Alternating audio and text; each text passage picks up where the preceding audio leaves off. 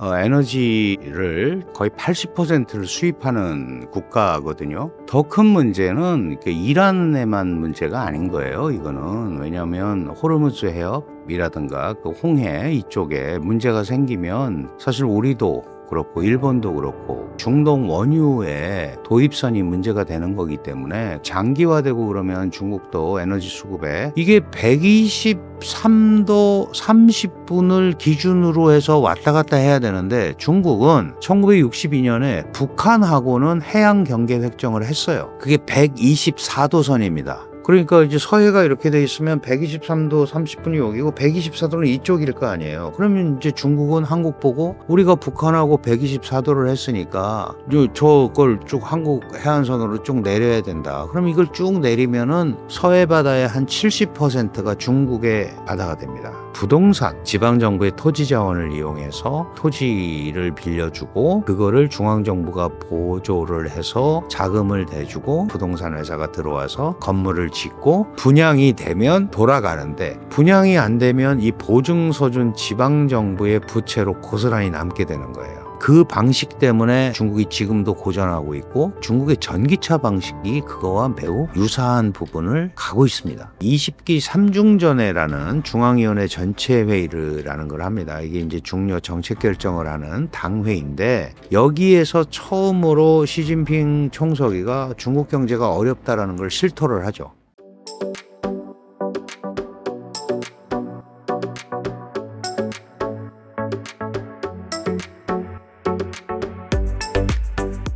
이란이 최근 이스라엘의 공습을 받으며 경제 핵심 시설인 에너지 시설의 타격을 받아 원유 생산에 위기가 발생했다고 하는데요. 이란 원유 수출의 대부분이 중국으로 수출되고 있다는 점에서 중국의 발등에 불이 떨어진 것 아니냐는 의견도 있는데 중국의 상황은 좀 어떤가요? 네, 사실 이란은 계속 제재를 받고 있었고 실제로 이제 굉장히 국제 시대보다 싼 가격으로 그 중국이 이제 이란 원유를 많이 수입을 하고 있었습니다.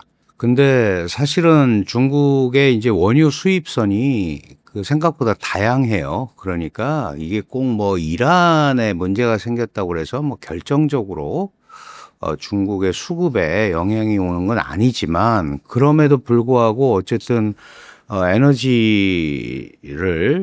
거의 80%를 수입하는 국가거든요. 자신들도 산유국이지만 그런데 이제 차질이 생기겠죠.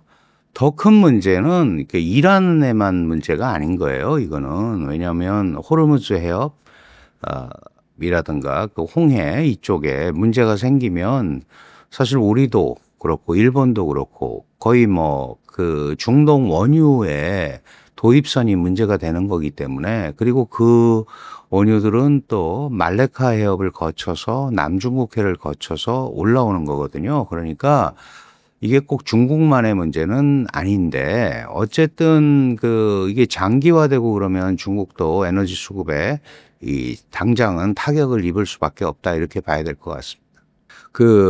중국이 물론 이제 이란 원유를 많이 수입을 하기 때문에 다른 나라보다 영향을 훨씬 많이 받지만 그렇다고 그게 중국만의 문제는 아닌 거다. 이렇게 이해를 하면 될 것 같습니다. 최근 몇 년간 중국 군부 고위층에 잇따른 숙청과 미스터리한 실종, 중국 부주석이 사망하는 등 이런 사건들이 시진핑의 군 장악력이 오히려 약화되고 있다는 신호로 볼 수 있을까요?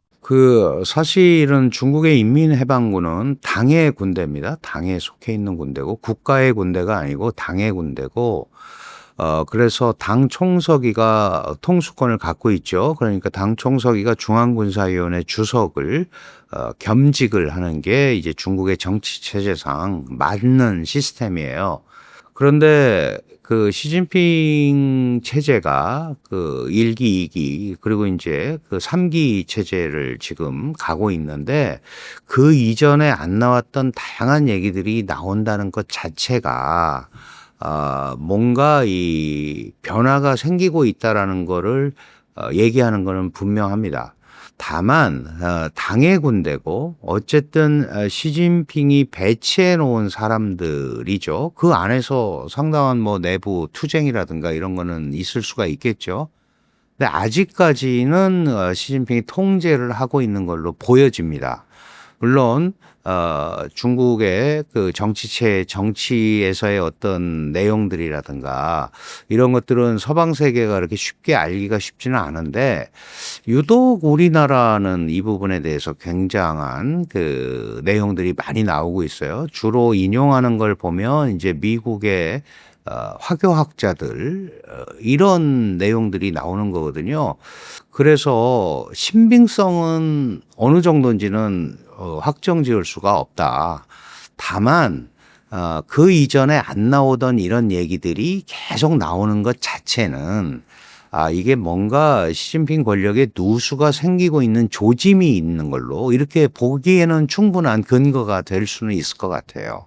중국 시진핑 주요 인사들이 실각한 게 사실인가요? 네, 일부 이제 군 쪽에서 그런 상황들이 벌어지고 있는 건 사실인 것 같아요. 왜냐하면 이 시진핑이 자신이 배치해 놓은 인맥들이 이유야 어떻게 됐든 간에 지금 이제 그 실각이 되는 일들이 벌어지고 있거든요. 가장 대표적인 인물이 이제 시진핑의 그 군부에 있어서의 정치적 복심이라고 할 수 있는苗화라는 사람이 이제 직무정지를 당했고, 그 다음에 그 원래苗화가 그 전에 국방부장이었던 리샹프라는 사람을 또 쳐냈고, 그러다 보니까 또 지금 현재 많이 나오고 있는 짱요시아라는 사람이 또苗화를 건드렸고, 이제 이런 얘기들이 막 나오고 있거든요. 그 내부 내용은 우리가 정확히 알 수는 없어요. 다만 지금 보면은 시진핑이 안배해 놓은 이런 시스템에 균열이 생기고 있는 건 분명한 것 같습니다. 그래서 그 사실 중국 군부는 그 월남전에 참전했던 파라는 그 월남전파가 있어요. 그 월남전파의 그 일부 계파가 있고, 그 다음에 그 대만 해협을 둘러싸고 있는 왜냐하면 시진핑 지금 중국 국가주석, 그 중앙군사위원회 주석, 그 다음에 당 총석이 이제 권력을 다 가지고 있죠. 이분은 복건성에서 17년을 있었습니다. 이 복건성이 바로 대만 해협을 마주보고 있는 성이고 그 앞에가 대만 해협인데 이쪽에 있을 때 자기가 거느렸던 사람들을 이제 대만 해협파라고 그러죠.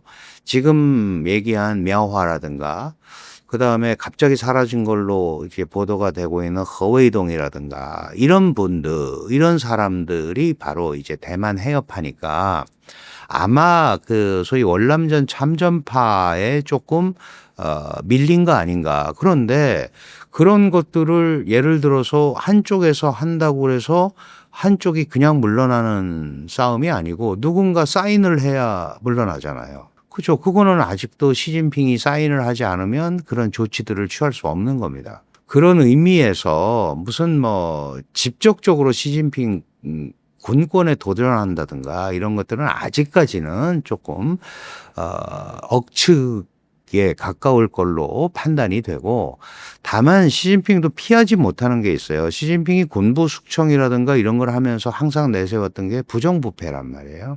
부정부패에 만약에 연루가 되면 아무리 자기의 최측근이더라도 그게 자기가 이 소위 중국 군부를 다스리고 또 중국 정치를 끌고 가는 뒷받침이라면 그 부분에 대해서 모른 척을 할 수는 없는 거거든요. 그러니까 예를 들어서 조사를 해서 그런 게 나오면 당연히 그 부분에 대한 조치를 취해야 되는 겁니다. 이제 그런 상황에서 본다면 여전히 통제는 하고 있으나 그렇게 자신의 최측근들의 문제가 생겨도 그거를 예전같이 완벽하게 방어하거나 또는 이렇게 이제 속된 말로 무마하면서 넘어갈 수 있는 상황은 아닌 것 같다. 이렇게 본다면 일부 시진핑의 강력한 이 소위 황제적 권력이라고 얘기를 많이 했었는데 그런 거에는 약간 손상이 간 거다라고 이제 볼 수는 있을 것 같아요. 시진핑 권력에 가장 근접한 사람은 누구인가요? 지금으로서는 권력에 근접해 있는 사람은 없죠. 지금은 왜냐하면 중국 공산당은 이제 총서기 체제로 돼 있고 원래 예전에는 당 총서기와 국무원 총리 체제 이게 이제 당의 정치국 상무위원들이 뭐 적을 때는 5명이 있었고 많을 때는 9명까지 있었는데 지금 이제 7명이에요. 이 7명의 인물이 전부 시진핑의 최측근들입니다. 그러니까 이거는 이제 시진핑 체제에서 움직이는 거죠. 자꾸 이거를 누군가 시진핑한테 도전을 한다. 그리고 싸우고 있다. 이렇게 판단을 하면 중국 정치는 이해를 할 수가 없는 거예요. 물론 시진핑 개인은 문제가 생길 수 있습니다. 예를 들어서 뭐 건강상의 문제도 생길 수 있고 그다음에 모든 사람이 인정할 수 없는 뭐 부패를 저질렀다거나 그것 때문에 사회 혼란이 왔다거나 이렇다면 시진핑도 자유로울 수 없지만 그 위에는 공산당이라는 거대한 엄브렐라가 있는 거거든요. 그러면 이 안에서 움직이는 거기 때문에 공산당 권력의 손상을 받지 않는 게 공산당이 추구하는 1번이에요. 그러면 당연히 시진핑의 존재가 공산당의 존립을 위협한다고 하면 시진핑도 언제든지 대상이 될 수 있는 거죠. 근데 아직은 거기까지는 가 있다고 얘기할 만한 어떠한 확실한 근거도 없다. 이제 그렇기 때문에 제가 이렇게 말씀을 드리는 겁니다. 그런 현상들이 진행이 되고 있을 수도 있어요. 그러나 적어도 지금까지는 그런 상황은 아닌 것 같다. 예를 들면 5월 19일에 시진핑이 TV에 출연하고 안 나타나다가 벨라루스 대통령을 인민대회당이 아닌 뭐 다른 데서 접견을 했다. 그러면 이게 지금 어디 뭐 연금 상태가 아니냐 이제 이런 얘기까지 막 나온단 말이죠. 그거 하나를 가지고 그렇게 돼 있다고 얘기할 수 있는 어떤 근거도 없잖아요. G7 회의가 열리고 있을 때 중국은 아프리카와 정상회담을 했습니다. 인민일보 일면에 시진핑이 나타났어요. 그러니까 어떤 상황인지는 정확하게 알 수는 없지만 우리가 시진핑 실각이라든가 뭐 이런 쿠데타라든가 이런 거와 연결짓기에는 아직은 조금 시기상조다. 다만 문제가 생기면 이제 중국적 방식이라는 게 있어요. 중국이라는 게 공산당이 유일 정치 실체인데 여기에 혼란이 오면 안 되잖아요. 그러니까 이제 당이 지도자를 조정과 타협이라는 이름으로 정돈할 수는 있죠. 그런 것들이 이제 이전에 호야오방 총서기, 그 다음에 자오즈양 총서기도 그런 이유로 조정과 타협이라는 이유로 바뀌었는데 그 당시에는 원로 그룹들이 있었습니다. 예를 들어서 덩샤오핑이 문화대혁명이 왜 일어났는지를 보니까 이게 권력이 너무 과도하게 집중이 돼서 그렇고 고인물은 썩는다. 그러니까 최고 지도자를 2번씩만 해라. 5년에서 5년이니까요. 10년씩만 하자. 이런 것들을 이제 시진핑이 사실은 지난 3선을 하면서 깬 거란 말이에요. 그러니까 그때는 그런 원로 그룹들이 뒤에서 받쳐주고 있었는데 이 시진핑 체제가 3기를 오면서 그런 이제 소위 중국의 그런 그룹들이 다 사라져 버린 거죠. 그러니까 그래서 1인 체제를 확립했다고 하는 거거든요. 다만 1인 체제를 확립했다고 해서 그 안에 또 무슨 움직임이 없느냐 그런 건 아니죠. 아직 그런 소위 계파라든가 그룹들이 시진핑과 맞싸움을 하기에는 아직은 여력이 거기까지는 안 가 있는 것 같다라고 이제 저는 판단을 하는 거고 또 다른 분들은 다르게 보실 수도 있어요. 지금 이런 얘기가 자꾸 나오는 거는 이게 뭐 권력 다툼이 시작이 됐고 시진핑의 권력이 완전히 지금 문제가 생기고 있다라고 볼 수도 있습니다. 다만 제가 말씀드리고자 하는 거는 구체적인 증거나 이런 게 아직까지는 잘 보이지 않는다. 중국을 쭉 공부하면서 지켜본 결과로 여전히 통제는 하고 있다. 다만 조금 이제 힘은 이전보다는 이 누수 현상이 나타나는 건 사실이다. 그러나 거꾸로 얘기해서 이런 누수를 잘 봉합을 하면은 다시 한번 자기 시스템으로 갈 수 있는 거잖아요. 그러니까 지금 그런 과도기에 있는 거 아닌가. 그러니까 군부에서 문제가 생기면 저쪽이 잘못했으면 당연히 그거는 당의 기율, 군의 기율에 의해서 처리를 해야 된다라고 해줄 수도 있는 거죠. 그걸 해준 거를 권력에 굴복했다? 어느 일부 군부의 권력에 굴복했다? 이렇게 얘기하기는 굉장히 어려운 상황이 아닌가. 저는 그렇게 판단합니다. 네.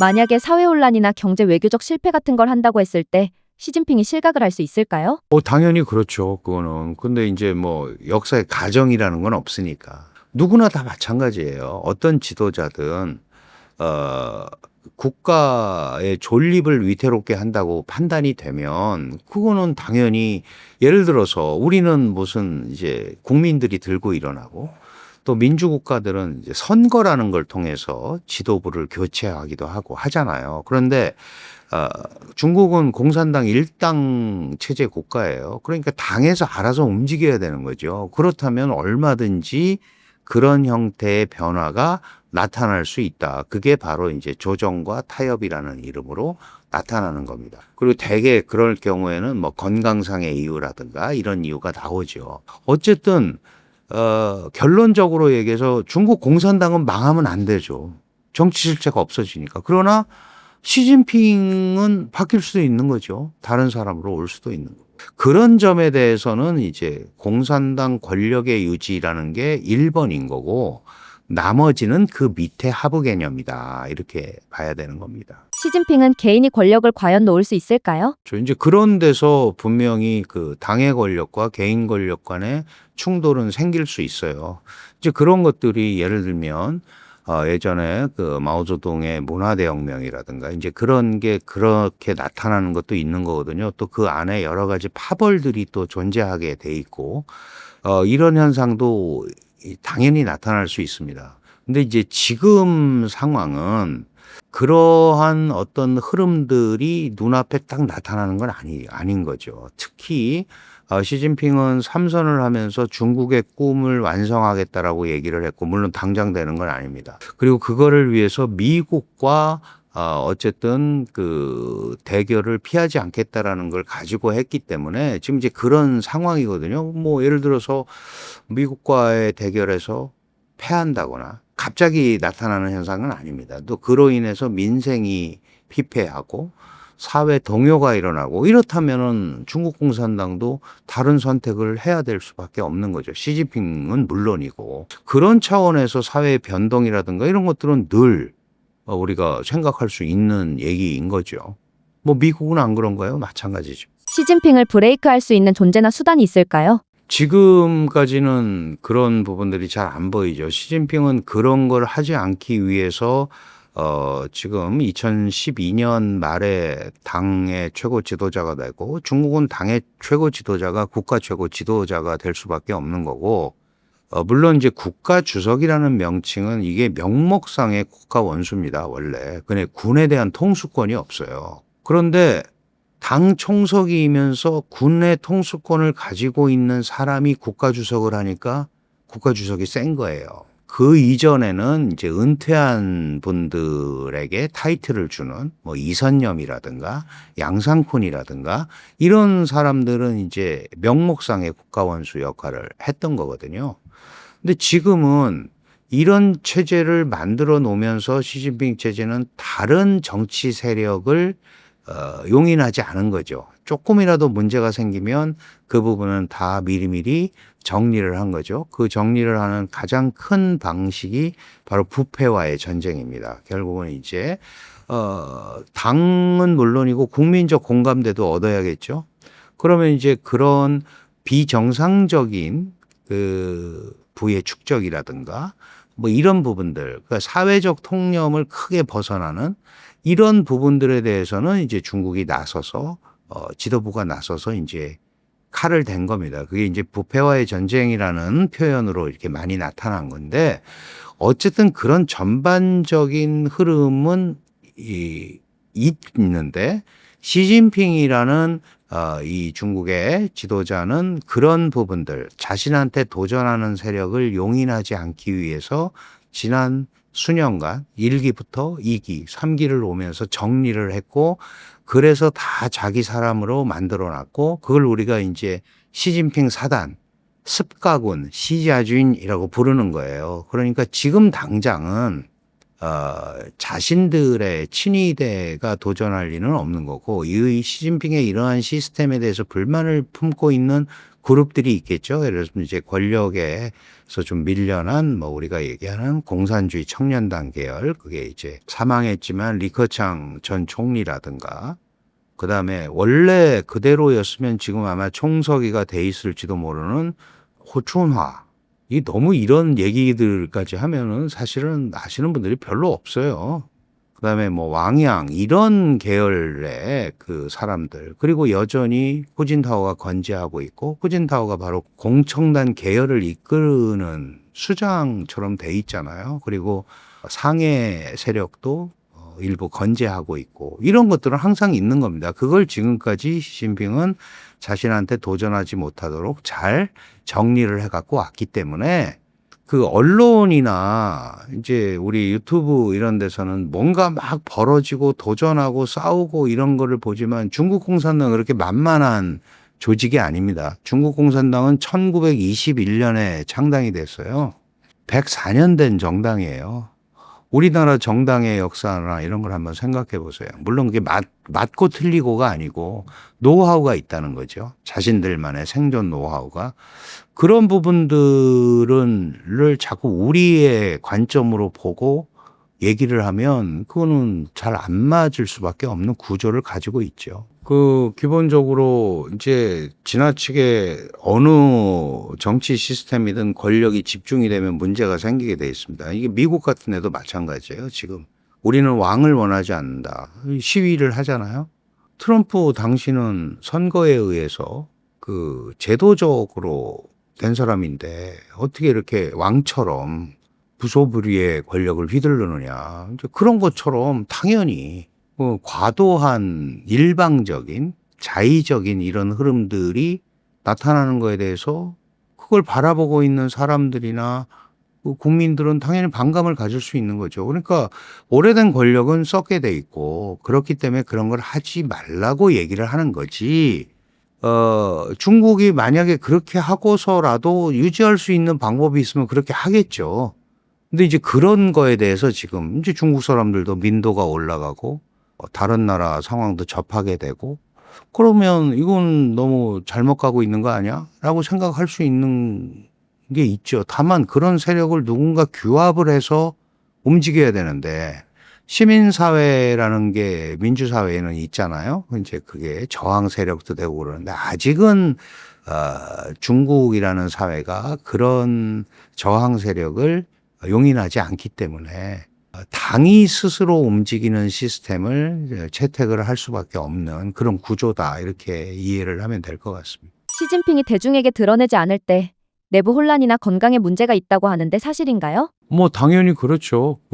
시진핑이 1953년생이고 이제 71살, 2살이니까 요새 뭐 나이로 치면은 많지 않죠. 트럼프도 80인데 예전부터 이제 건강에 대한 우려는 좀 있어 왔어요. 여러 가지 병이 있고, 그런 얘기들은 쭉 있어 왔지만, 그게 뭐 직접적으로 뭐 쓰러졌다거나 그런 얘기들이 나오는 건 아니잖아요. 그러니까 뭐 아플 수도 있잖아요, 사람이. 그래서 안 나타날 수도 있고. 근데 그것도 지금 정확하게 우리가 어떤 상태다라고 진단을 할 수 있는 그런 방법은 지금으로서는 별로 없는 거고, 그냥 되게 외양을 보고 얘기하는 거죠. 예를 들면 뭐 미국 같은 데는 그런 것도 하죠. 예를 들어서 김정은이 걸어가는데 1분에 호흡을 몇 번 하더라, 뭐 이런 거 하죠. 아마 미국도 그런 거 찍으면 다 할 수 있겠죠, 분석을. 근데 그런 거를 가지고 뭐 건강 이상설로 뭐 문제가 있다. 사실 북한에 대해서는 그런 얘기 많이 하잖아요. 김정은 건강 이상설. 시진핑도 건강 이상설 얘기가 나오지만 구체적으로 어떻다라는 거는 아직까지는 많이 안 나오고 있거든요. 그러니까 알 방법은 별로 없는 거죠. 뭐 예단할 수도 없고 그런 상황인 것 같습니다.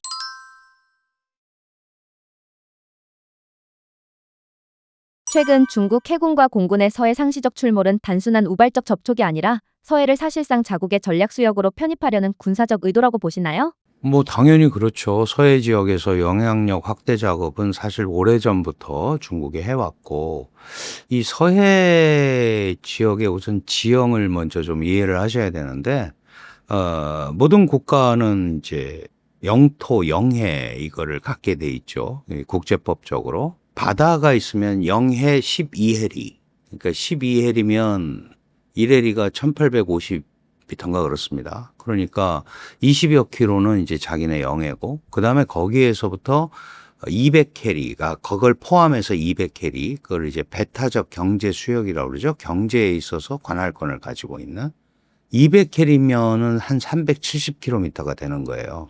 근데 서해는 다 합쳐서 400km밖에 안 돼요. 그러면 서로 370km씩 가지려면 겹치는 지역이 생기잖아요. 그래서 이런 것 때문에 이런 바다를 접하고 있는 국가들은 해양 경계 획정이라는 걸 해요. 여기까지가 우리 바다고 여기부터는 당신 바다고. 그런데 이 해양 경계 획정을 하는 거가 쉽지가 않습니다. 조금이라도 더 바다를 가져가려고 하겠죠. 이게 보통 일반적으로는 중간선의 원칙이라는 게 있어요. 그래서 이게 우리하고 당신하고 바다가 100km니까 가운데가 50km다. 그럼 400km니까 한 200km 정도가 중간선이다. 그래서 저쪽은 당신들이 관할권을 갖고 이렇게 하자. 이런 것들을 이제 해야 되는데, 중국은 이럴 때마다 들고 나오는 논리가 있습니다. 중국이 해안선도 훨씬 길고 인구도 훨씬 많고, 그다음에 서해 바다에 상당한 토사들이 황하강과 양자강에서 퇴적이 된 거다.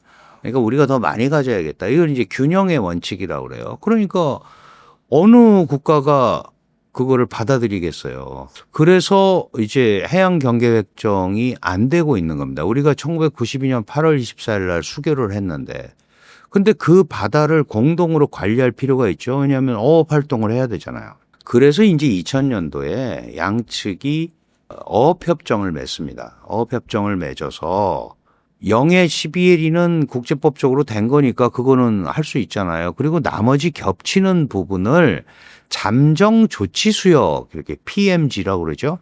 잠정 조치 수역이라는 걸로 정한 겁니다. 그리고 그 잠정 조치 수역에서는 어업과 항행을 제외한 어떤 행동도 하지 않는다.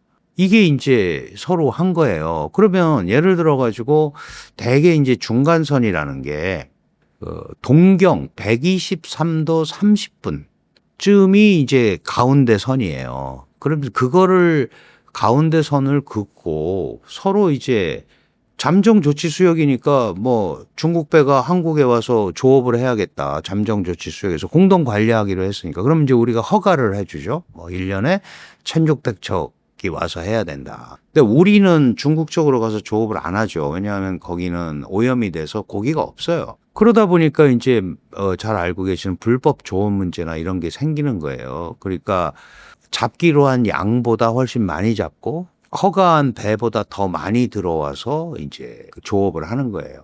이런 흐름이 지금 사실은 어업협정 이후에도 계속 됐는데, 이게 123도 30분을 기준으로 해서 왔다 갔다 해야 되는데, 중국은 1962년에 북한하고는 해양 경계 획정을 했어요. 그게 124도 선입니다. 그러니까 이제 서해가 이렇게 돼 있으면 123도 30분이 여기고 124도는 이쪽일 거 아니에요. 그러면 이제 중국은 한국 보고 우리가 북한하고 124도를 했으니까 저걸 쭉 한국 해안선으로 쭉 내려야 된다. 그럼 이걸 쭉 내리면은 서해 바다의 한 70%가 중국의 바다가 됩니다. 그럼 우리가 받아들일 수 없잖아요. 근데 중국은 이거를 자기네 관할 수역이라고 얘기를 하고 우리를 124도 안으로 못 들어오게 하고 이제 군사훈련이나 이런 걸 하고 있습니다. 이게 이제 우선 우리 안보하고 직접적인 문제가 있는 거고. 그 다음에 말씀드린 PMG에 그 소위 잠정조치 수역에 지금 연어 양식 설비라고 해서 거대 구조물을 2개 설치를 했잖아요. 그리고 그 항해를 돕기 위해서 이제 표시를 하는 부표라는 게 있어요. 바다에는. 이 부표를 설치를 했다가 다시 최근에 이렇게 서해 구조물 문제가 불거지는데도 또 3개를 또 설치를 했습니다. 그러니까 이런 전반적인 흐름을 보면 서해 지역에서의 영향력을 확대하려는 노력이다. 이제 중국에서는 그런 표현을 쓰지 않지만 군사적으로 보면 이게 서해를 내해화, 자기네 바다화하려는 전략이다. 이렇게 이제 보는 거죠. 서해 내해화 전략. 그러면서 소위 살라미 전술이라고 합니다. 그 소세지 야금야금 잘라 먹듯이 기정사실화하면서 지금 서해에서 영향력을 확대하고 있는 걸로 우리는 볼 수밖에 없는 거예요. 그런데 이런 것들을 그 한중 둘이만 있으면 얘기도 안 하지만 예를 들어서 둘이서만 하면 어떤 형태로든 간에 뭔가를 할 수 있는데 이 서해 바다라는 데는 우리가 북한과도 NLL이라는 북방 한계선을 두고 공유하고 있는 지역입니다. 그러니까 이게 해양 경계 획정을 사실 하려면 중국은 물론이고 북한도 들어와야 돼요. 그러니까 이게 쉽지 않잖아요. 그러니까 계속 문제가 생기는 요 틈에 중국은 계속해서 자기네 영향력을 확장하고 있다. 이렇게 보면 되고, 그러면 이제 상식적으로 그럼 왜 확장을 하려고 그러지? 이 생각을 하게 되잖아요. 이게 이제 중국이 그런 전례가 있어요. 이 남중국해의 필리핀의 이이지, 필리핀의 배타적 경제 수역에 있는 7개의 산호섬, 그다음에 모래톱 이런 데를 불법 매립을 해서 인공섬을 건설하고 그걸 연결해서 또 활주로를 만들고 이래서 이제 자기네 영토로 지금 쓰고 있잖아요. 그러니까 우리 서해에서도 그런 일이 벌어질 수가 있겠다라는 생각을 하는 거죠.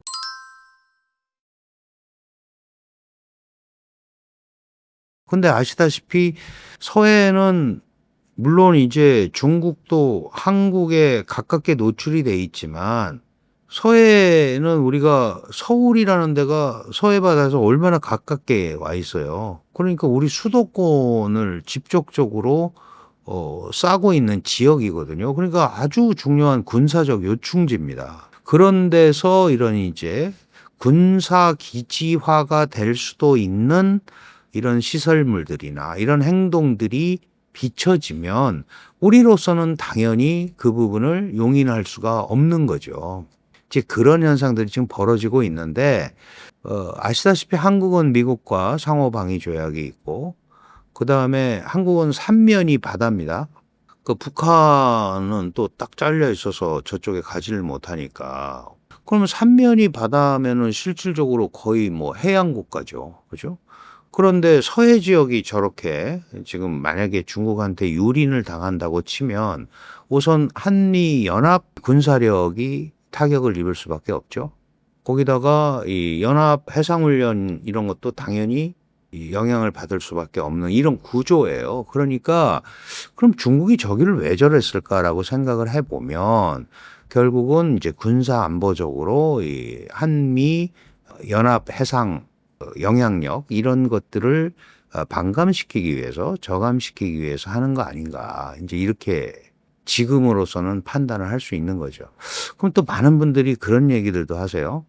아니 그럼 저쪽에서 불법 구조물을 만들었으면 우리도 똑같이 이쪽에다 만들면 될 거 아니냐. 그렇죠. 논리적으로. 근데 그렇게 하면 이거는 우리가 이 불법 구조물을 인정해 주는 게 되는 거예요. 그죠? 그러니까 뭐 뾰족한 방법은 없지만 어쨌든 국제법적으로 계속 문제를 삼으면서 얘기를 해야 되는 거죠. 그럼 정말 안 되면 우리도 하는 수밖에 없는데 그러면 이제 작전 반경이 훨씬 줄어들고 그걸 인정해 주는 순간 그게 군사 기지화로 바로 전용이 될 수 있고 그렇다면은 서해 바다가 분쟁 바다가 될 가능성이 굉장히 크다. 그렇다면은 우리가 장기적으로 그게 꼭 맞는 전략이냐라는 거를 고민을 해야 되는 겁니다. 그래서 생각 같아서는 그냥 같이 맞대응해서 하면 좋겠지만 다른 방법이 있는지 더 강력하게 얘기를 하고 이렇게 전략을 수립해 나가는 게 더 맞지 않느냐.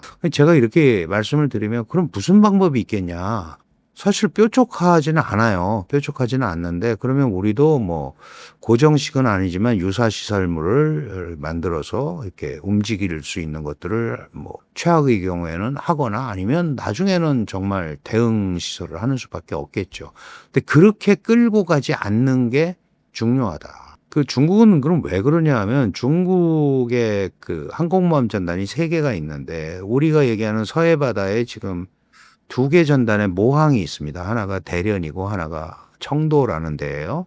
그러니까 중국 해군력이 집중돼 있는 데거든요. 그러면 예를 들어서 대만 해협에 문제가 생기고 저 밑에 동중국해, 남중국해 문제가 생겼을 때 여기가 이제 출발점이잖아요. 그러니까 이쪽 지역에 대한 확실한 해양력을 확보하려는 생각을 가지고 움직이는 거니까 이거는 당연히 자신들은 자신들의 논리에 의해서 하지만 우리는 당연히 안보적 위협을 느낄 수밖에 없는 그런 구조로 지금 서해에서의 소위 그 중국의 영향력 확대가 이루어지고 있다. 이렇게 봐야 되는 겁니다. 근데 미국이 우리한테 어떤 식으로 도와줘야 되는지 예를 들어서 주한미군을 보면 주한미군의 역할이 우리는 당연히 이제 북한에 대한 견제, 뭐 북한 위협에 대한 대응 이렇게 돼 있는데 사실은 한미 상호 방위 조약을 보면 태평양에서의 안전을 도모하는 게 주한미군의 역할이에요. 그러니까 퍼시픽 에리어라고 분명히 나와 있거든요. 그런데다가 지금 트럼프 행정부는 불필요한 분쟁에 개입하지 않는다라는 게 이제 표면적으로 얘기를 하는 거고 굳이 그런 것들을 할 필요가 없는 거죠. 그 할 필요가 없다라는 얘기는 제가 왜 이렇게 말씀을 드리냐 하면 한국은 미국한테 굉장히 중요한 지역이에요. 그 베이징까지 1000km밖에 안 되잖아요. 우리 여기에서. 그렇게 코앞에 중국을 겨냥하고 있는 데가 어디 있습니까? 그러니까 이거는 꼭 뭐 주한미군이 철수한다, 아니다, 뭐 주둔군 비용을 더 내라. 이런 것들의 문제가 아니고 미국의 태평양 전략, 그다음에 한국의 이 동아시아 지역에서의 이 전략 이런 거와 다 연결이 돼 있는 거기 때문에 그리고 뭐 트럼프 대통령이 계속 하는 것도 아니잖아요. 어떤 형태가 될지는 모르겠지만 그래서 그런 거에 대해서 너무 일희일비하지 말고 이제 미국이 도와주면 좋지만 그런 것들을 표면적으로 안 한단 말이죠. 오히려 거꾸로 대만 해협에 유사 상황이 발생하면 주한미군이 응분의 역할을 해야 된다. 이제 전략적 유연성이라는 표현을 쓰는데 그럼 미국이 움직이고 싶은 대로 움직이겠다는 거죠. 그럼 이런 대목에서 우리가 할 수 있는 건 뭐냐? 우리가 적절한 억지력을 가지고 있는 게 제일 중요하다. 미군이랑 같이 하지만 우리 스스로 물론 뭐 자주국방을 100% 하는 거는 어렵고 그렇게까지 또 할 상황도 아니죠. 다만 우리가 분명한 자위적 억지력은 확고하게 가지고 있어야겠다. 그런 것들이 있어야 중국이 한국의 서해라든가 이런 데 대해서 자신들의 영향력을 과도하게 확장하려는 이런 데 대해서 일종의 경고 레버리지가 되는 거다. 이렇게 판단을 하고 움직여야 되지 않을까. 그러니까 삼면이 바다인데 해군력이 약하다. 이거는 말이 좀 앞뒤가 안 맞죠. 그리고 지금 K방산이 세계적이고 그다음에 뭐 트럼프도 한국의 그 소위 조선, 뭐 군함 제조 능력 이런 거를 하고 있잖아요. 우리가 잘 하고 있어요. 잘 하고 있는데 그거보다는 조금 더 확장된 억지력을 평화를 위해서 가지고 있어야 되는 거 아닌가. 이제 이런 생각을 개인적으로는 합니다. 우리나라의 자주국방을 높이는 방향이 맞을까요? 뭐 당연히 그렇게 가야죠. 그리고 그 미중 간의 직접 충돌은 둘이서 제일 안 하고 싶은 거잖아요. 사실은. 말로는 그렇게 하지만 그걸 진짜 할 나라는 사실 없어요. 그러니까 이제 형식적인 대리전이라든가 이런 현상을 통해서 사실 나타나거든요. 그러니까 이스라엘은 미국이 지원하고 이란에 대해서는 중국이 직접 지원을 하는지는 모르겠지만 응원하고 있고 이런 구조가 다 지금 형성이 돼 있잖아요. 꼭 진영화가 되지 않더라도 그런 이제 흐름들이 나타나고 있으니까 우리가 그런 논리를 따라가는 것보다는 일정 부분에 대한 우리의 뭐라 그럴까요? 기능이라 그럴까?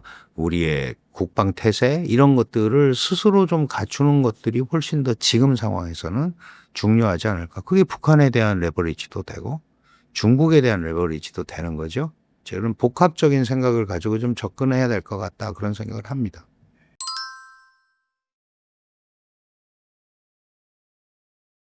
중국 전기차 시장이 과잉 생산과 가격 전쟁으로 출혈 경쟁에 돌입했는데 BYD 같은 선두 기업조차 지속 가능성에 타격을 입을 경우의 수는 없을까요? 뭐 당연히 생길 수밖에 없죠. 지금 이제 중국이 거의 뭐 전 세계 전기차 시장의 50% 이상을 장악을 하고 있고, 뭐 테슬라도 물리치고 있다. 뭐 이제 이런 얘기가 나오는 게 바로 전기차 시장이 한 그 강력한 제조 능력을 갖고 있어서 그렇습니다. 근데 이 전기차가 배터리로 가는 거잖아요. 이제 중국은 일단 이 배터리에 들어가는 원부 자재를 자기네가 히토류라든가 이런 게 있으니까 좀 이제 쉽게 조달할 수 있고, 또 하나는 중국의 전략에 의해서, 중국 정부의 전략에 의해서 보조금 정책이나 이런 걸 가지고 이제 기업들이 성장을 했습니다. 중국의 전기차 업체가 굉장히 많은데 그 중에서도 이제 BYD가 이렇게 이제 선두 주자로 올라왔고, BYD도 내부적으로는 상당한 경쟁을 해서 이렇게 올라온 거죠.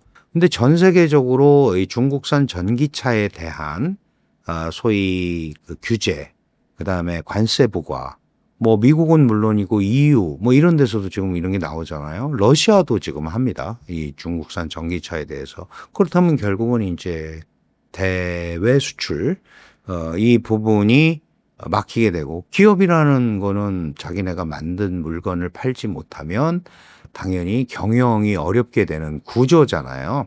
그래서 이런 것들도 사실은 중국이, 우리가 그전에 중국의 경제 발전 성장 방식을 볼 때 부동산, 그 지방 정부의 토지 자원을 이용해서 토지를 빌려주고 그거를 중앙 정부가 보조를 해서 자금을 대주고, 그래서 이제 시행사가, 이제 우리말로 치면 부동산 회사가 들어와서 건물을 짓고 분양이 되면 돌아가는데, 분양이 안 되면 이 보증서 준 지방 정부의 부채로 고스란히 남게 되는 거예요. 그러니까 그 방식 때문에 중국이 지금도 고전하고 있고, 뭐 이미 한 15년 전, 20년 전부터 그 방식을 탈피해야 된다라고 많은 중국의 경제학자들도 얘기를 했어요. 그런데 지금 이 중국의 전기차 방식이 그거와 매우 유사한 부분을 가고 있습니다. 실제로 중앙정부의 보조금이 대량으로 들어가고, 이것만 그런 게 아니고 태양광, 설비 이런 것들도 지금 중국이 전 세계를 완전히 잡고 있잖아요. 전 세계 수요량보다 많은 부분을 중국이 생산을 해요. 태양광 시설들은. 그러면 이거는 살 사람이 10명밖에 없는데 10개만 있으면 되는데 지금 15개를 생산하고 있단 말이에요. 이게 이제 볼륨을 키우기 위한 중앙정부의 과도한 보조금 정책에 의해서 이렇게 된 거다. 그렇다면은 결국은 중국은 물건을 만들어서 팔아야 되는 나라, 제조업이.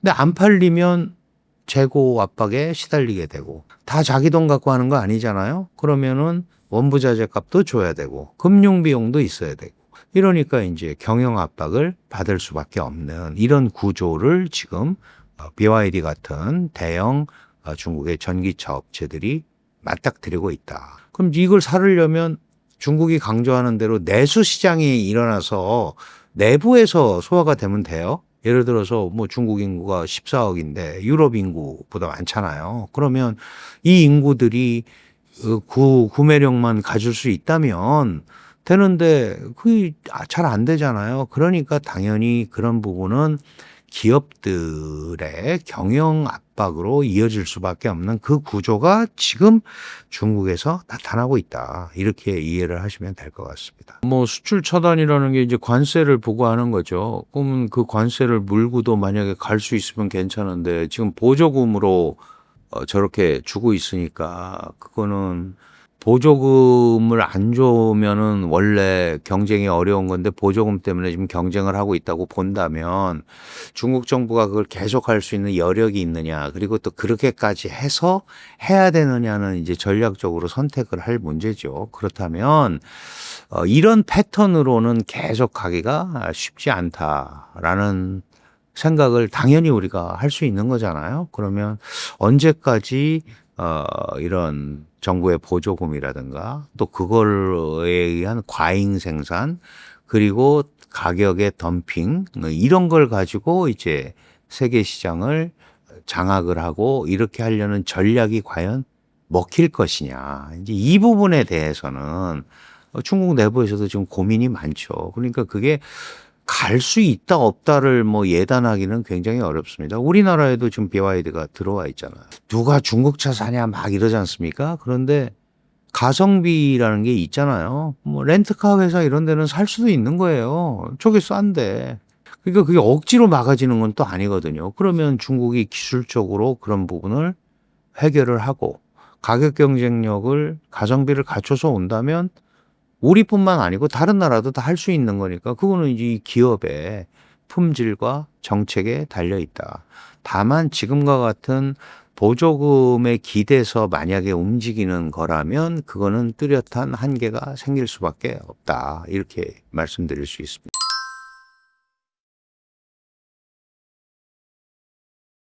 중국 정부의 보조금 축소와 글로벌 보호무역 장벽 강화 속에서 BYD는 유럽과 동남아 시장에서 생존할 수 있을까요? 사실은 이제 중국의 전기차 품질이 많은 부분에서 뭐 아직 검증이 안 됐다 이렇게 얘기하는 사람들도 있고 하지만 지금 전 세계적으로 중국산 배터리가 60%를 차지하고 있잖아요. 그러면 이제 전기차라는 거는 전자제품 같은 거예요. 배터리가 좋으면 그러면은 가는 거잖아요. 나머지는 껍데기고. 그러면 이런 기술이 올라가고 그렇다면은 경쟁력을 갖출 수도 있는 거죠.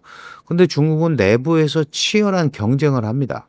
뭐 100여 개 그 자동차 기업이 있고 그중에는 아주 비싼 차를 생산하는 전기차 기업도 있고 아닌데도 있고 막 그렇거든요. 그게 지금 이제 혼재돼 있는 상황이고 많은 기업들이 외국에 수출을 못하거나 그러면 도산할 수도 있어요. 그러나 다 그러지는 않을 거 아니에요. 그렇죠? 그러면 그중에서 살아남는 기업들은 분명히 뭐 정부가 도와주든 어쨌든 살아남는 기업들은 상당한 경쟁력을 갖출 수 있을 거다라고 보는 게 맞는 겁니다. 예를 들어서 우리가 예전에 중국에서 수입하는 것들이 뭐 조악한 소비재, 싼 제품, 조악한 공산품 이런 거였는데 이제 그런 게 오는 게 아니고 중국에서도 이런 자동차라든가 이런 이제 그 하이 테크놀로지를 장착한 제품들이 오는 거예요. 중국산 핸드폰, 중국산 가전제품 이런 것들이 오잖아요. 그럼 많은 사람들이 사서 쓰고 있단 말이죠. 그러니까 이런 부분들이 이제 소위 스며들기 전략이죠. 중국 것도 써보니까 괜찮네. 그럼 이제 그거의 핵심은 뭐예요? 결국은 경쟁력이죠. 중국 경쟁력. 마찬가지로 한국도 그거를 확실하게 이길 수 있는 제품 경쟁력이 없으면 중국과 경쟁하기가 어려운 상황일 수밖에 없는 거예요. 대한민국이 자유민주 시장경제 국가인데 그런 거 우리는 중국 거 수입 금지 이렇게 할 수는 없는 거 아닙니까? 그렇다고 트럼프 대통령처럼 우리도 관세 매길 거야 이럴 수도 없는 거잖아요. 그럼 관세를 부과하면은 상호 관세라는 게 따라오게 돼 있고 우리가 중국과도 경제 교류를 많이 하고 있는 가운데 어디가 유리할까 이런 거 생각해 보면 그렇게 하면은 안 되는 거잖아요. 그러면 그럼 중국과는 싸우면 그 나머지 부분을 우리가 어디에 소화할 수 있을까를 생각을 해보면 미국 뭐 이제 이런 데랑 해야 되는데 미국도 우리한테 우호적이지 않잖아요. 그렇다면 그런 극단적인 어떤 이런 선택이나 이런 것들은 우리한테 맞지 않는 거죠. 그러면 결국은 우리 스스로 제품의 경쟁력을 확보하기 위한 노력을 하는 수밖에 없다. 제가 왜 이런 말씀을 드리냐 하면 우리가 이제 이 중국을 바라보는 시각이 여러 가지가 있는데 그중에 꼭 중국은 이러다 망할 거야. 중국은 이렇게 안 될 거야. 이런 것들을 전제해 놓고 자꾸 얘기를 한단 말이죠. 그러나 그런 건 없습니다. 중국이 2015년에 중국 제조 2025를 얘기를 했고 올해 10년이 됐고 앞으로 이제 20년간 더 할 거예요. 지금 두 번째 단계에서는 반도체에 대한 집중 투자를 공표를 했어요. 그러면 결국은 중앙정부의 선택적 투자, 선택과 집중이 이루어지면 예를 들어서 초월은 하지 못하더라도 상당 부분 추격은 가능하지 않겠어요? 지금 중국이 중국 제조 2025에 대강 한 13가지 정도의 산업이나 제품에서 과학기술을 최고도로 올리겠다고 그러는데 지금 그중에 7개가 세계 1위예요. 그럼 따라오게 돼 있는 거죠. 그러면 그걸 애써 무시할 필요는 없다. 근데 우리는 가끔 보면 이제 그런 생각을 하는 거예요. 안 되는 쪽으로 이렇게 하다가 안 되겠죠? 망하겠죠? 그럴 수도 있어요. 하지만 전략을 짜는 데는 최악의 상황도 고려해야지. 정말 중국이 잘 돼서 이랬을 경우에 어떻게 해야 될까? 이런 얘기를 생각을 해야 되잖아요. 그래서 제가 말씀드리고자 하는 거는 중국을 뭐 무서워하고 막 이러라는 게 아니고 그걸 있는 대로 봐주는 노력도 우리한테 필요한 시점이다. 특히 최근에 중국이 뭐 저러다 말겠지. 다 그렇게 얘기를 했는데 지금 하다 여기까지 왔잖아요. 그러니까 그런 거에 대한 우리가 좀 시야를 좀 더 넓힐 필요가 있다. 그런 차원에서 이제 한중은 원래 이전에 상호 보완보다는 경쟁으로 들어간 게 많고 과거와 같이 상호 보완적 차원에서 중국과 이 경제 교류나 이런 걸 하기가 쉽지 않은 상황이에요. 그런데 정말 한국께 좋으면 써야죠. 마찬가지 아닙니까? 중국도 우리 반도체의 거의 60%가 중국에서 소화가 된단 말이죠. 그럼 한국은 D램, 메모리 반도체는 세계적 강자고 물론 그게 뭐 최첨단 3나노, 2나노는 할 수가 없어요. 중국에서는. 그러면 우리가 보통 범용 반도체라고 하는 레거시 반도체는 여전히 중국이 우리의 기술을 필요로 하고 제품을 필요로 하는 게 있단 말이죠. 이런 것들을 살려나가는 이런 경쟁력 있는 제품을 가지고 가는 방법이 한중 경쟁에서 핵심 포인트다.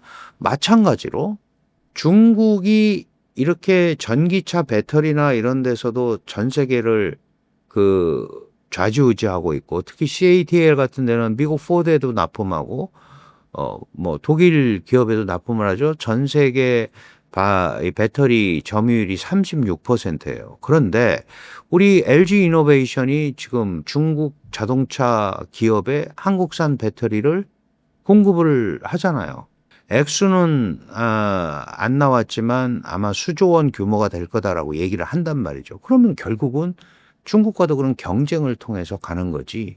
BYD라든가 뭐 이런 특정 업체의 부침 이런 것들이 중요한 거는 아닌 겁니다. 그런 관점에서 중국을 바라보는 시각을 좀 재조정할 필요가 있다라는 말씀을 드리는 겁니다.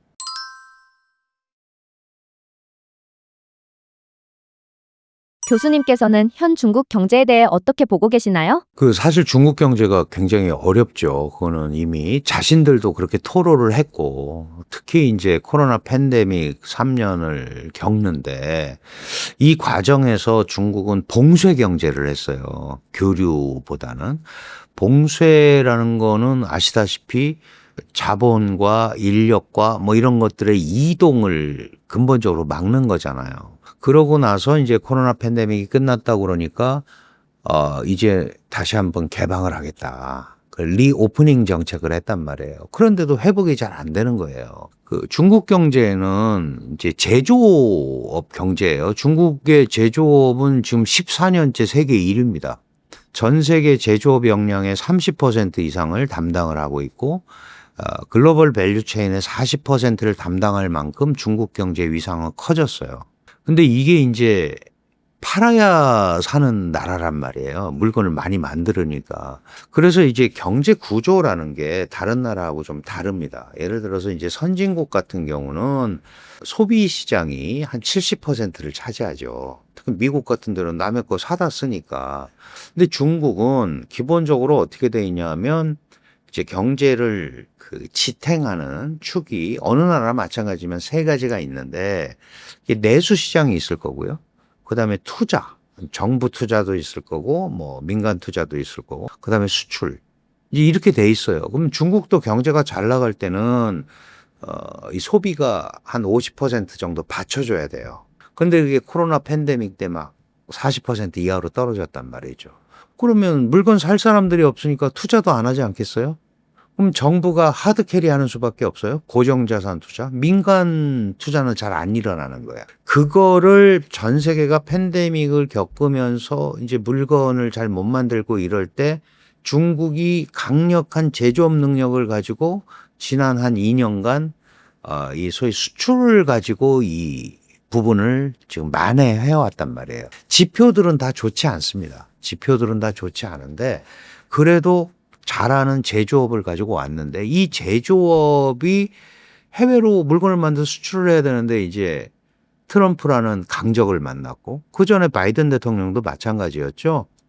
결국은 이제 중국산 제품이 더 많이 들어오는 것들을 견제하기 시작을 했고 그러다 보니까 특히 트럼프 대통령 같은 경우는 강력한 관세를 부과하게 됐고 그러니까 이제 중국 경제가 어려워지는 거예요. 소비도 안 되니까. 그래서 작년에 그 20기 삼중전회라는 중앙위원회 전체 회의를라는 걸 합니다. 이게 이제 중요 정책 결정을 하는 당회인데 여기에서 처음으로 시진핑 총서기가 중국 경제가 어렵다라는 걸 실토를 하죠.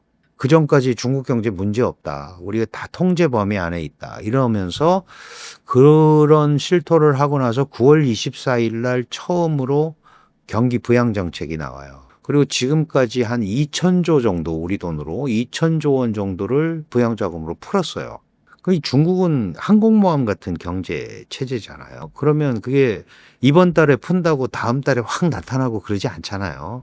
시간이 좀 걸립니다. 걸리는데 올 들어서 특히 이제 이 1, 4분기 이럴 때 보면은 약간 회복되는 조짐이 보이고 있다. 아주 완만하게나마. 그래서 소비 지수도 시장에서는 한 6.0% 정도 봤는데 6.4%로 갔다. 그러니까 조금씩 이제 만회되는 거 아니냐. 사실은 이제 이런 것들이 정상 궤도로 가려면 한 9%, 10%대로 가야 중국이 생각하는 내수 중심의 경제 체제가 되거든요. 근데 아직 거기까지는 못 간 거예요. 중앙 정부의 자금 지원도 이제 민생에 직접 가는 것보다는 부동산 회사 망하지 않게 하기, 증권회사 망하지 않게 하기, 뭐 이렇게 해서 이제 그 운영 자금으로 많이 준단 말이죠. 그래서 돈은 많이 풀렸는데 돈들이 백성들한테 안 가는 거예요. 아주 쉽게 얘기해서 단위에. 이게 이제 우리가 유동성의 함정이라고 그러죠. 돈은 풀렸는데 이게 안 가는 거예요. 그 중국 사람들도 경제가 나쁘다고 생각을 하니까 경제 심리가 회복이 안 되니까 돈만 생기면 저축해요. 저축률이 너무 올라가는 거예요. 그러면 저축이라는 거는 많으면은 사실은 은행은 좋은 거잖아요. 왜냐? 그럼 대출을 해주면 예대 마진이라는 게 있죠. 싸게 차입을 해가지고 비싸게 대출을 해주면 은행 이익이 남는 건데 돈이 있지만 대출 안 해가는 거예요. 왜냐하면 소비가 안 되니까. 그래서 이제 묶여 있는 돈들이 많은 거죠. 그러면 이걸 어떻게 활성화시킬 거냐. 이게 이제 중국 정부가 안고 있는 숙제입니다. 그러면 이제 제일 좋은 거는 사실 백성들이 이제 경제가 좋아지겠다. 이래야 이제 쓰는 거잖아요. 우리도 똑같잖아요. 소비라는 거는 미래를 보고 하는 거예요. 땡겨 쓰잖아요. 내가 이제 승진할 거고 월급을 오를 테니까 이 정도는 해도 되겠지. 그래서 대출도 받고 집도 키우고 더 넓은 데로 가고 야, 우리도 강남에 가서 살자. 뭐 이런 결심을 하게 되는 거잖아요. 그런데 그렇게 안 되니까 자꾸 오그라드는 거죠. 그러니까 경제 심리가 회복이 안 되니 소비를 적극적으로 안 하게 되는 거예요. 미래에 대한 신뢰? 이런 것들이 잘 없는 거죠. 그런데다가 국제사회의 대중국 압박, 특히 미국을 중심으로 한 이 압박은 계속되는 것 같고, 그럼 이제 자신이 없잖아요. 그럼 돈을 안 쓰게 되는 이런 현상들이 지금 계속 있는 겁니다. 돈을 안 쓰면 기업들은 그 물건을 더 만들어낼 필요가 없죠? 그럼 당연히 인원을 더 취업을 증가시킬 필요도 없고, 설비를 증설할 필요도 없는 거죠. 이런 현상들이 지금 계속 반복이 되고 있는 거죠. 그거를 이제 우리가 PMI 지수라는 게 있어요. 구매자 관리 지수. 그러니까 기업에서 내가 이제 고다음 물건을 만들기 위해서 그 원자재를 구입을 해야 된다. 경기가 활성화될 거라고 생각하면 많이 사둬야 되잖아요. 많이 안 사는 거예요. 그게 이제 PMI 지수가 50이 넘으면 경기를 확장 국면으로 간주하고 이제 사는데 그게 사실은 그 50을 잘 못 넘어가는 거예요. 그러니까 여전히 기업의 구매 담당자들도 중국 경제에 대한 그 소위 회복 심리가 불안한 거죠. 이제 이러니까 일반 사람들은 당연히 안 쓰게 돼 있는 거죠. 우리도 똑같이 겪는 겁니다. 물가가 올라가면 외식을 자제하고 어느 나라 사람들이나 다 마찬가지죠. 돈 좀 덜 쓰자, 아껴 쓰자 하는 것처럼 중국도 똑같은 현상이 나타나는 거예요. 예를 들어서 예전에 가보면 막 쇼핑센터나 이런 데가 막 사람이 많은데 없다. 저녁 식당이 텅 비었다. 이런 것들은 꼭 중국만의 문제는 아니고 우리도 똑같잖아요. 경기 나쁘면 저녁 먹는 집도 한산하고 호프집도 한산하고 예를 들어서 그렇게 되는 거거든요. 그러니까 그런 현상들이 지금 굉장히 오래 지속이 되고 있는데 중국이 이제 이런 때도 돈이 많은 사람들은 버틸 여력이 있어서 괜찮아요. 근데 정말 한계적인 돈, 우리가 이제 보통 엔겔 계수라고 그러잖아요. 엔겔 계수가 90인 사람들은 100원 받아서 90원을 내가 먹는데 사용했는데 이 절대 액수가 80원으로 떨어져 버리면 밥도 잘 못 먹는다는 거 아니에요. 이게 뭐 10,000원 버는 사람한테는 엔겔 계수가 2,000이다 그래도 한 8,000원으로 떨어져도 별 영향을 안 받지만 그러니까 이런 서민 경제, 이게 이제 우리가 민생 경제라고 그러잖아요. 이 부분이 상당한 문제를 일으킬 수밖에 없는 거고 결국은 이 부분을 커버하려면 가처분 소득이 생겨야 되는 거예요. 내가 쓸 돈이 있어야 돈을 쓰지 않겠어요? 가처분 소득이 생기려면 취업을 해서 소득을 받아야 될 거 아니에요. 그런데 지금 이제 취업이 안 되는 거죠. 가장 아픈 부분이 이제 청년 실업률. 젊은이들이 갈 데가 없다. 이제 문제가 되는 거죠. 이건 뭐 한국도 마찬가지지만 이 1년에 한 1,200만 명 정도의 대졸자가 나오는데 원래 청년은 16세에서 24세예요. 그러니까 근데 이제 중국의 대졸자라고 그러면 보통 23살, 24살 이렇게 이제 졸업하지 않겠어요? 22, 3살에. 그러면 이 친구들이 고등 교육을 받은 사람들인데 아무 데서나 가서 일을 할 수는 없잖아요. 그런 일자리가 있어야 되잖아요. 그러니까 가지를 못하는 거예요. 그 청년 실업률이 굉장히 높고 특히 대졸자들은 뭐 반밖에 못하는 거 아니냐. 근데 공식 통계는 안 나오죠. 여기는 조금 수치가 마음에 안 들면 발표를 안 하니까. 그죠? 이제 그런 것들이 계속 반복이 되고 있으면 이제 무슨 문제가 생기냐면 이거를 바라보고 있는 중국 경제를 바라보고 있는 관찰자들, 그 다음에 경제 행위자들한테 신뢰를 잃게 되죠.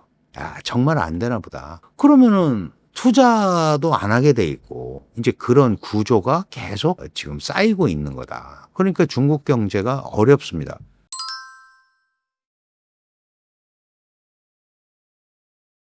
당연히 벌써 제가 지금 얘기했지만 코로나 팬데믹부터 지금 따져보면 한 5년 됐잖아요. 이게 무슨 갑자기 뭐 몇 개월 만에 우리가 이게 눈에 띄듯이 확 회복이 되거나 이럴기는 어렵잖아요. 그럼에도 불구하고 수치를 믿을 수 있다 없다 막 이렇게 얘기하지만 5% 성장했다. 뭐 어떤 사람은 5%는 죽어도 아닐 거고 3%도 겨우 했을 거다. 근데 생각해 보세요. 14억 인구 가지고 3% 하는 거는 대단한 거예요. 대한민국이 0.8% 이렇게 나오잖아요. 올해 아마 성장률이.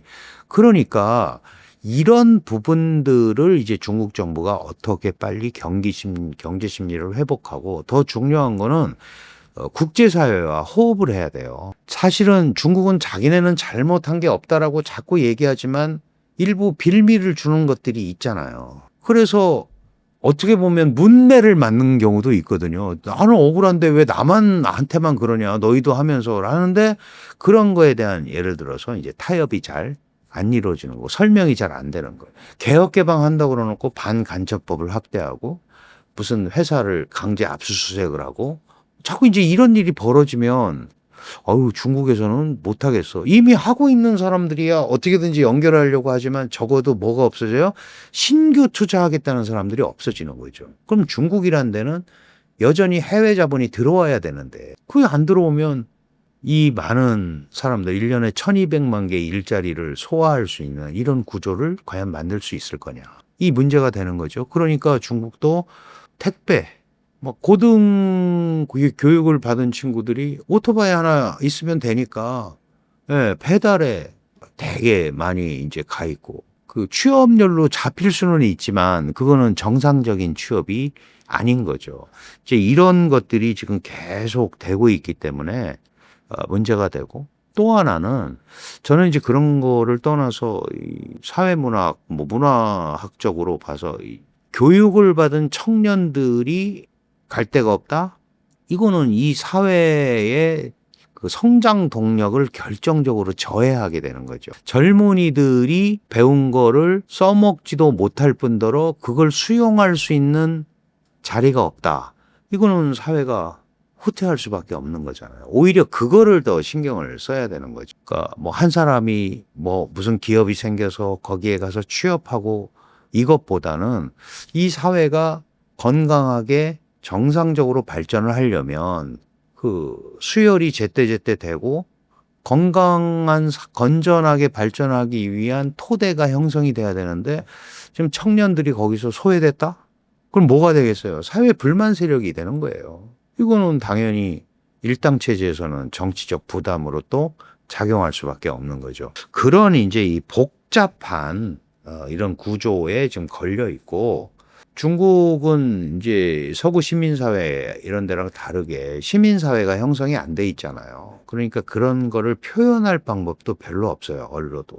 어디에다가 표현을 하겠어요. 그러니까 이게 이제 곪고 있다. 그러니까 이런 부분들을 빨리 최소화시키고 또는 빨리 벗어날 수 있도록 만들어야 되는데 그게 중국 국내적인 것만 가지고는 굉장히 어렵고 결국 국제사회의 공감을 얻어야 되는데 너무 전 세계를 상대로 전쟁, 관세 전쟁을 벌이고 있는 트럼프라는 너무 강력한 사람을 만난 거예요. 그러면 공공연하게 중국이 제일의 적이잖아요. 그럼 바이든 때도 그랬고 미국의 외교 목표가 중국을 압박하는 겁니다. 제어하는 거. 도전자의 반열에서 떨어뜨리는 거예요. 그러면 그걸 듣고 있는 세계 2대 경제체 그리고 미국과 대항할 수 있는 뭐 소위 G2라고 얘기하잖아요. G2라는 게 그룹 오브 투잖아요. 두 나라 중에 하나잖아요. 여기서 뒤로 물러나는 거는 지금이 미국을 극복할 수 있는 절호의 기회. 미국의 힘이 옛날만큼은 좀 떨어졌고 또 국제사회의 신뢰도 좀 잃고 있는 부분이 있죠.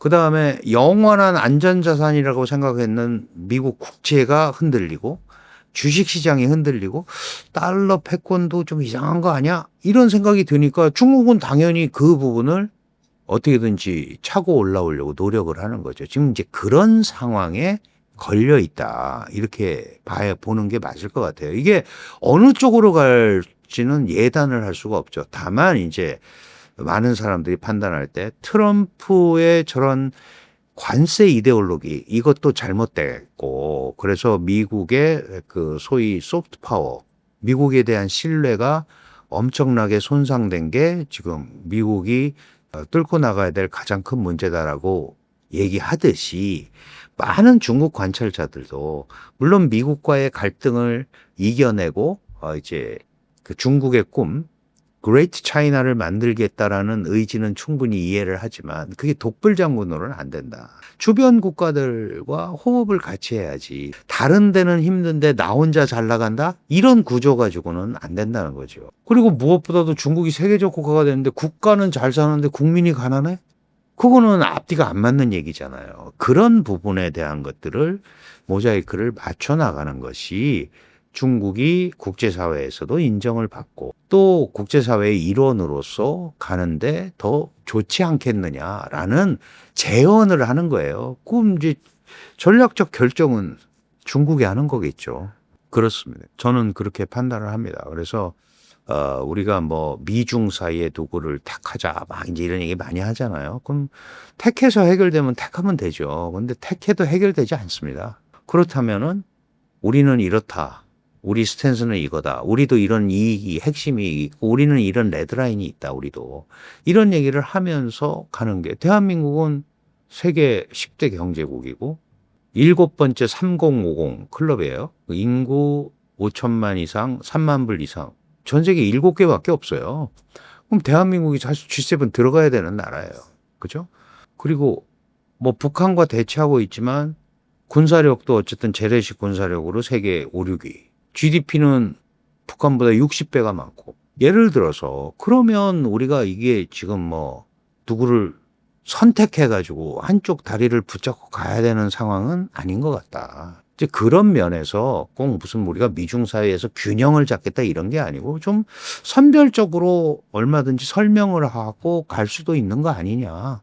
이제 그런 생각을 좀 해봐야 되는 거 아닌가 이런 생각을 합니다. 웅달책방 시청자분들께 마지막 한 말씀 부탁드립니다. 네, 사실 뭐 모든 국가는 자기 이익을 위해서 움직이죠. 대한민국도 마찬가지고 미국도 마찬가지고. 그래서 다른 국가들의 이런 거에 일희일비할 필요는 없습니다. 다만 우리가 준비돼 있어야 된다라는 생각을 항상 하면서 분명하게 대응할 수 있는 그런 스스로의 능력 이걸 어떻게 키울 것인가 이런 것들을 그게 뭐 전 분야에서 마찬가지죠. 산업이면 산업, 뭐 군사력이면 군사력 이런 노력들을 하는데 좀 지혜를 모아야 되겠다 그런 생각을 해보게 됩니다. 감사합니다.